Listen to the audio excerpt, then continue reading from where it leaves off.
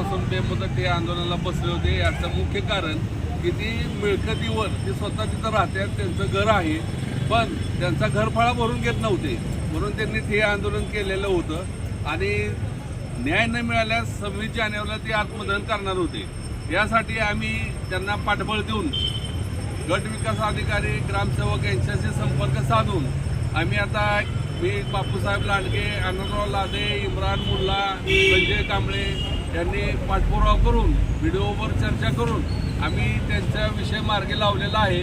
तसं त्यांनी आम्हाला लेखी पत्र दिलेलं आहे आणि या पत्राच्या अनुषंगाने तुमची मागणी पूर्ण केलेली आहे आणि इथून पुढे तुम्हाला कोणी त्रास देणार नाही आणि कागदपत्राची पूर्तता पूर्ण केल्यानंतर तुम्हाला घराचा नियमित करून देण्यात येईल असं एक प्रकारे आश्वासनच दिलेलं आहे.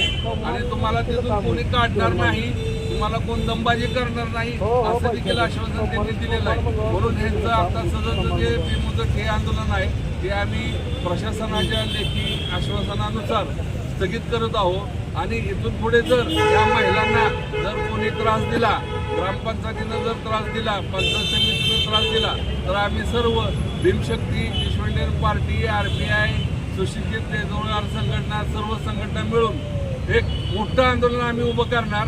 याची दखल घ्यावी आणि यांचं बेमुदत हे आंदोलन आज संपुष्टात आलंय आणि थांबवतोय आम्ही, याची प्रशासनाने नोंद घ्यावी.